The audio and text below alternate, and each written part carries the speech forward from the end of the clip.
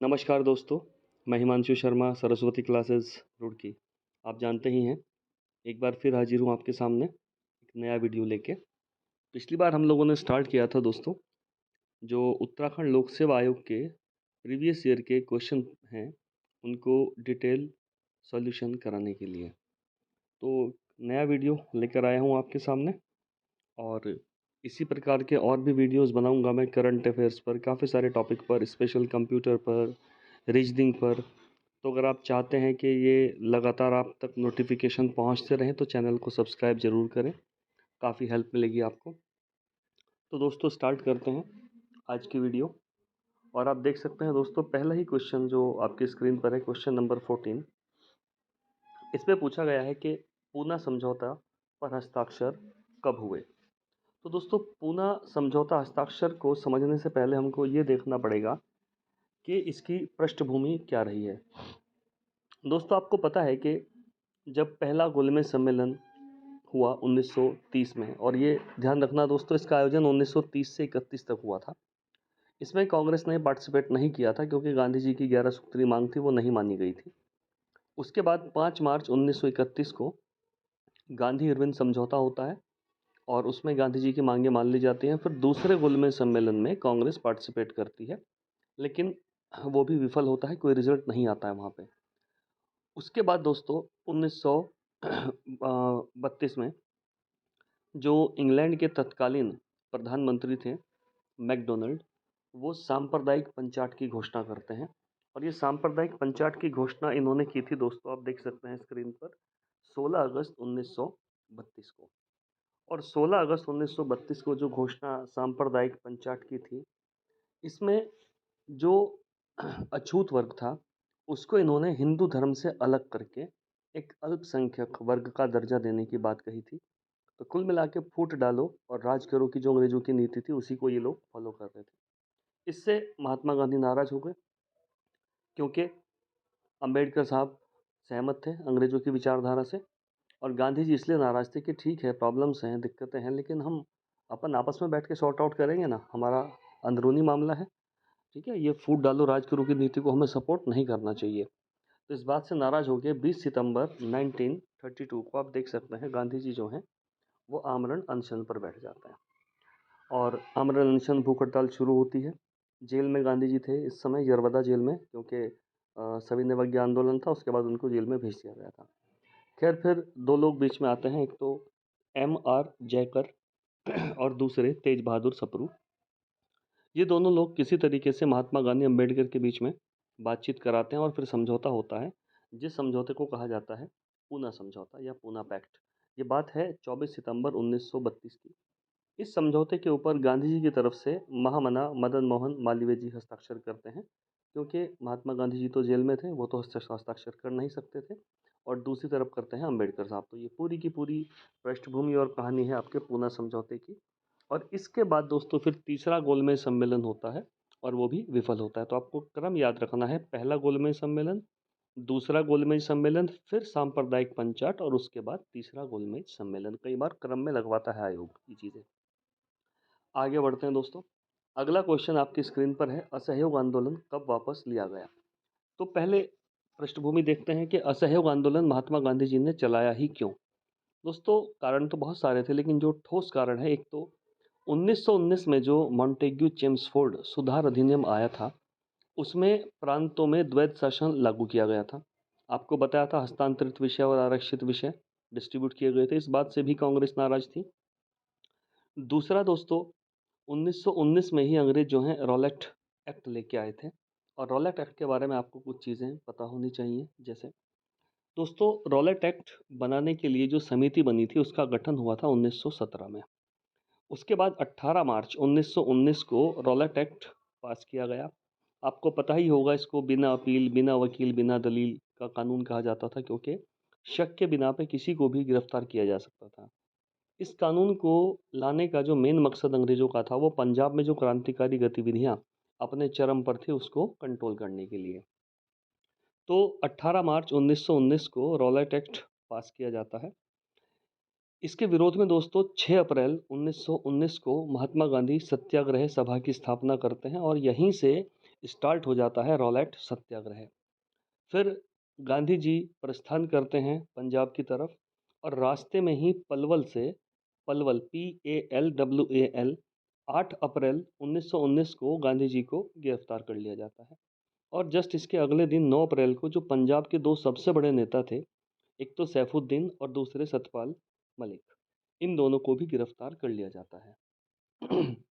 अब इसके 4 दिन बाद 13 अप्रैल को आपको पता है बैसाखी थी, तो लोग डिसाइड करते हैं कि जलियांवाला बाग में मेला लगेगा बैसाखी का, और वहीं पर हम लोग इस विषय पर मंत्रणा करेंगे, क्योंकि पूरे पंजाब में इमरजेंसी लगी हुई थी। बिना परमिशन के इकट्ठा होने पर बैन था, लेकिन ये धार्मिक आयोजन था तो इसको अंग्रेज नहीं रोक सकते थे। अंग्रेजों को इसकी भनक लगी कि ऐसा कुछ होने वाला है, तो उस समय पंजाब के लेफ्टिनेंट गवर्नर हुआ करते थे माइकल ओ डायर, और जो पुलिस की टुकड़ी उस समय वहाँ पर तैनात थी उसको लीड कर रहे थे जनरल डायर। तो ध्यान रखना है, पंजाब का लेफ्टिनेंट गवर्नर है माइकल ओ डायर, और जो जलियांवाला कांड में गोली चलाने के आदेश अंग्रेज अधिकारी देता है वो था आपका जनरल डायर। फिर 13 अप्रैल को जलियांवाला हत्याकांड की घटना होती है। इसके बाद पूरे देश में विरोध होता है और अंग्रेज जो हैं इसकी जांच के लिए एक समिति बनाते हैं, और उसको कहा जाता है आपका हंटर कमीशन। इस हंटर कमीशन में 3 भारतीय भी रखे अंग्रेजों ने, और कांग्रेस को अंग्रेजों के ऊपर विश्वास नहीं था, तो कांग्रेसों ने इसकी जांच के लिए कांग्रेस ने अपनी अलग समिति बनाई, और इस समिति को उन्होंने कहा तहकीकात समिति। इस समिति का अध्यक्ष बनाया गया महामना मदन मोहन मालवीय जी को, और इस समिति की रिपोर्ट तैयार करी महात्मा गांधी ने। खैर अंग्रेजों ने जो समिति बनाई थी हंटर कमीशन, उसकी रिपोर्ट 1920 में आती है, और इन सभी आरोपियों को जलियांवाला हत्याकांड के बरी कर देते हैं। तो एक जो असहयोग आंदोलन चलाने का कारण था वो ये भी था, रॉलेट एक्ट, और फिर उसके बाद जलियांवाला हत्याकांड के जो आरोपी थे उन सभी को निर्दोष घोषित कर दिया गया। इसके अलावा दोस्तों आप देखेंगे 1914 से लेकर 1918 तक वर्ल्ड वॉर भी चल रहा था, और इस वर्ल्ड वॉर में भारत में काफ़ी गरीबी बेरोजगारी बढ़ गई थी, तो भारत के लोग नाराज भी थे अंग्रेज़ों से। इन सब कारणों से गांधी जी ने डिसाइड किया कि असहयोग आंदोलन चलाएंगे। ये असहयोग आंदोलन किया जाता है 1 अगस्त 1920 को, और इसी दिन तिलक जी की डेथ हो जाती है। तो उनके सम्मान में 1 करोड़ रुपए का तिलक स्वराज फंड का गठन किया जाता है, और फिर आंदोलन जो है वो आगे बढ़ता है। आंदोलन बढ़ते बढ़ते 1922 आ जाता है, और 1920 में भारत का वॉयसराय था लॉर्ड चेम्सफोर्ड, लेकिन 1922 में अब भारत का वॉयसराय है लॉर्ड रीडिंग। तो 1 फरवरी 1922 को गांधी रीडिंग पैक्ट होता है, इसी आंदोलन से संबंधित था 1 फरवरी 1922 को। और 5 फरवरी 1922 को चौरी चौरा की घटना हो जाती है गोरखपुर के निकट, आपको डिटेल पता ही होगी। और इस हिंसा से नाराज होकर महात्मा गांधी 12 फरवरी 1922 को यह आंदोलन वापस लेने की घोषणा कर देते हैं, और फिर 10 मार्च 1922 को महात्मा गांधी को 6 साल का कारावास की सज़ा सुना दी जाती है। ये सज़ा सुनाने वाला जो व्यक्ति था वो था मतलब जज ब्रूमफील्ड। उसके बाद स्वास्थ्य सही न होने के कारण महात्मा गांधी को 1924 में ही रिहा कर दिया जाता है, और आप देखेंगे फिर 1924 में होता है आपका गांधी दास पैक्ट। तो जो स्वराज दल 1923 में बना था उसी को इलेक्शन लड़ने की अनुमति गांधी जी ऑफिशियली देते हैं 1924 में, और इसको कहा जाता है गांधी दास पैक्ट। CR दास जो स्वराज दल के संस्थापक थे। तो ये पूरी की पूरी कहानी है दोस्तों। यहाँ से कोई भी सवाल अगर आपसे पूछे, मैंने आपको सारी की सारी चीज़ें समझा दी हैं। तो जो आपसे पूछा है कि कब वापस लिया गया, तो 1922, लेकिन आपसे डेट्स भी पूछ सकता है। अगला क्वेश्चन आप स्क्रीन पर देखते हैं दोस्तों, पानीपत का तृतीय युद्ध किस वर्ष हुआ। तो दोस्तों पानीपत के 3 युद्ध हुए हैं। पहला 1526 में, जब बाबर ने इब्राहिम लोदी को हराया और हरा के भारत में मुगल साम्राज्य की स्थापना करी। युद्ध स्थल में लड़ते हुए मारा जाने वाला दिल्ली सल्तनत का एकमात्र सुल्तान इब्राहिम लोदी था। इसके बाद 1556 में दूसरा पानीपत का युद्ध हुआ, जो अकबर और हेमचंद्र विक्रमादित्य के बीच में हुआ। दोस्तों हेमू की उपाधि हुआ करती थी विक्रमादित्य, और विक्रमादित्य की उपाधि भारत में कुल 14 शासकों ने धारण की है, इसमें से अंतिम हेमचंद्र विक्रमादित्य था। और तीसरा युद्ध दोस्तों 1761 में हुआ। ये आपका अहमद शाह अब्दाली और अफगान थे दूसरी तरफ, और एक तरफ हमारे मराठे थे। तो मराठों में उस समय जो पेशवा हुआ करते थे वो दोस्तों बालाजी बाजीराव थे, और इनके पुत्र का नाम था विश्वासराव। और इस युद्ध में मराठों का नेतृत्व कर रहे थे सदाशिव राव, बुरी तरीके से मराठों की हार हुई इस युद्ध में और एक तरीके से मराठा एम्पायर पूरा समाप्त हो गया। इसके बाद दोस्तों बालाजी बाजीराव की भी डेथ हो जाती है और फिर अगला पेशवा बनते हैं आपके माधवराव। माधवराव किसी तरीके से दोबारा मराठा साम्राज्य को एस्टेब्लिश करते हैं और फिर बाद में आंग्ल मराठा 3 युद्ध होते हैं। एक 1775 से लेके 1782 सालाबाई की संधि से समाप्त होता है। फिर 1803 से 1805 दूसरा और 1817 से 1818 तीसरा युद्ध और 1818 में अंग्रेज पेशवा का पद समाप्त कर देते हैं। यहाँ पर बसीन की संधि भी इंपॉर्टेंट हो सकती है, 1802 में हुई थी, जिसमें बाजीराव सेकंड ने सहायक संधि को स्वीकार किया था। सहायक संधि आपको पता होगा, लॉर्ड वेलेजली 1798 में लेके आया था और इसको स्वीकार करने वाला सबसे पहला साम्राज्य हैदराबाद था, दूसरा मैसूर था 1799 में। तो ये थोड़ा-सा मराठों के बारे में आपको मैंने परिचय दिया, जहाँ से जो-जो क्वेश्चंस बन सकते हैं। अगला क्वेश्चन दोस्तों आप अपनी स्क्रीन पर देख सकते हैं। कौन कहा करता था, मैं मुसलमानों का गोखले बनना चाहता हूँ? तो सबसे पहले तो गोखले जी के बारे में आपको पता होना चाहिए। गोपाल कृष्ण गोखले 1905 जो बनारस अधिवेशन हुआ था कांग्रेस का, उसके अध्यक्ष थे और इसी दौरान उन्होंने सर्वेंट ऑफ इंडिया सोसाइटी की स्थापना भी की थी। तो इन्हीं के बारे में स्टेटमेंट था जिन्ना का कि मैं मुसलमानों का गोखले बनना चाहता हूँ। दोस्तों अगला क्वेश्चन 18, दिल्ली के किस सुल्तान ने अपनी आत्मकथा लिखी है? तो दोस्तों दिल्ली का एक सुल्तान है फिरोज शाह तुगलक, जिसने अपनी आत्मकथा लिखी है और इसकी आत्मकथा का नाम है फतुहात फिरोज शाही। लेकिन दोस्तों इसकी जीवनी भी लिखी गई है और वो जीवनी इसकी लिखी है जियाउद्दीन बर्नी ने और जीवनी का नाम है तारीख फिरोज शाही। लेकिन जियाउद्दीन बर्नी इसको कंप्लीट नहीं कर पाया था, इसको पूरा किया था अफीफ, और ये शम्स के नाम से लिखता था, इसने कंप्लीट किया था इसको। दोस्तों दिल्ली सल्तनत में आपको पता होगा सुल्तान की उपाधि सबसे पहले 1929 में इल्तुतमिश ने धारण की थी। लेकिन दिल्ली सल्तनत का एक और आदमी है या राजा है जिसने सुल्तान की उपाधि धारण करी और वो था फिरोज शाह तुगलक।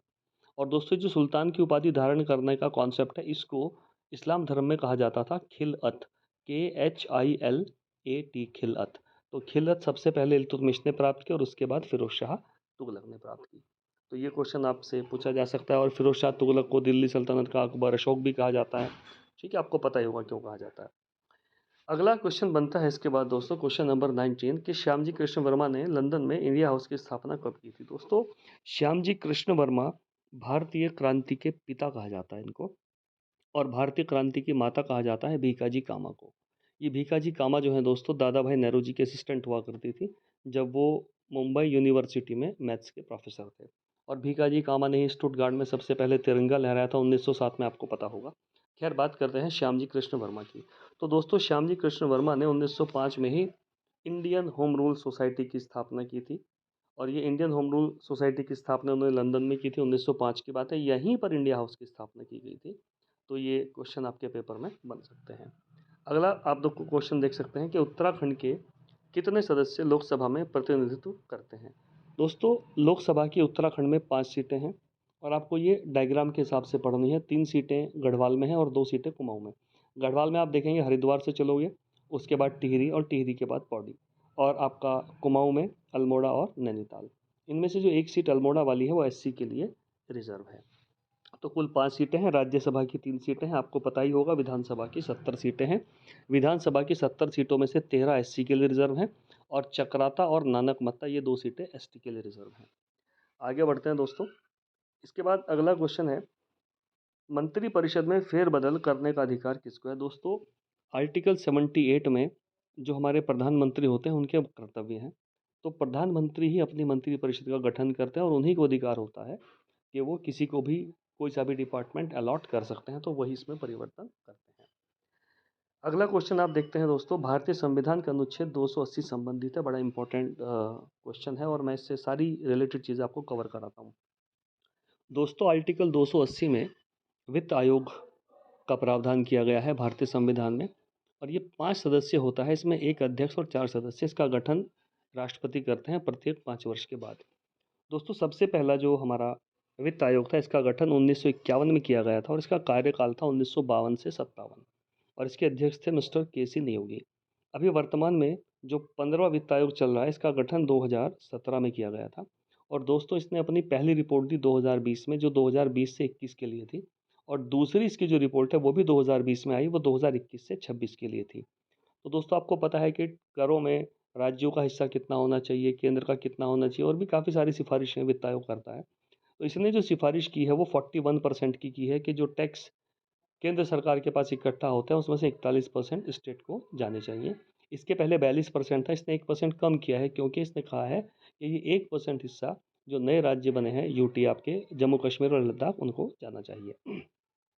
अब दोस्तों यहाँ पर ये सवाल बनता है कि ये जो बंटवारा होता है करों का, राज्यों को किसी को कम मिलेगा किसी को ज़्यादा, ये किस आधार पर बंटवारा किया जाता है? तो उस पर अलग अलग पैरामीटर्स हैं और सबसे इम्पॉर्टेंट जो पैरामीटर है दोस्तों वो है आय की असमानता। अगर किसी स्टेट की आय में असमानता ज़्यादा है तो उसको ज़्यादा हिस्सा मिलेगा और इसका वेटेज इसमें 45% है 100 में से। और एक इसमें दोस्तों और पैरामीटर है पारिस्थितिकी और वन, इकोलॉजी एंड फॉरेस्ट, और इसके आधार पर भी 10% का वेटेज दिया गया है। इन सब आधारों को मिलाते हुए सबसे ज़्यादा जो पैसा जाता है वो नंबर 1 पे यूपी है, नंबर 2 पे बिहार है, और दोस्तों उत्तराखंड की इसमें जो हिस्सेदारी है वो आप ध्यान रखना, पूछी है लोक सेवा आयोग ने एक बार, मैं बता दे रहा हूँ आपको, 1.118%। I repeat 1.118%। तो ये सवाल सारे के सारे आपके वित्त आयोग से बन सकते हैं जो कि मैंने आपको बता दिए हैं। आगे देखते हैं दोस्तों अगला क्वेश्चन, क्वेश्चन नंबर 23। भारत में उपराष्ट्रपति के हटाने का प्रस्ताव लाया जा सकता है। तो दोस्तों आपको पता है कि जो हमारे उपराष्ट्रपति होते हैं बाय डिफ़ॉल्ट राज्यसभा के अध्यक्ष होते हैं और इसी पद की उनको सैलरीज और वेतन भत्ते सब कुछ मिलते हैं। तो अब इनको हटाएंगे तो प्रस्ताव कहाँ पर आएगा? केवल राज्यसभा में आएगा, जबकि राष्ट्रपति को हटाने के लिए राज्यसभा लोकसभा कहीं पर भी आ सकता है। दोस्तों इनके चुनाव के बारे में भी आपको पता होना चाहिए कौन कौन वोट करता है। तो उपराष्ट्रपति के चुनाव में राज्यसभा और लोकसभा के सभी सदस्य वोट करते हैं, जबकि जो राष्ट्रपति का चुनाव होता है, मैं रिपीट करूंगा अपने स्टेटमेंट को, उपराष्ट्रपति के चुनाव में राज्यसभा और लोकसभा के सभी सदस्य वोट करते हैं, नॉमिनेटेड भी और इलेक्टेड भी। लेकिन जो राष्ट्रपति का चुनाव होता है उसमें राज्यसभा, लोकसभा और जो विधानसभा है इनके केवल इलेक्टेड मेंबर वोट करते हैं, कोई भी नॉमिनेटेड मेंबर वोट नहीं कर पाता। नॉमिनेटेड मतलब जैसे राज्यसभा में राष्ट्रपति 12 लोगों को मनोनीत करता है तो वो लोग वोट नहीं कर सकते हैं।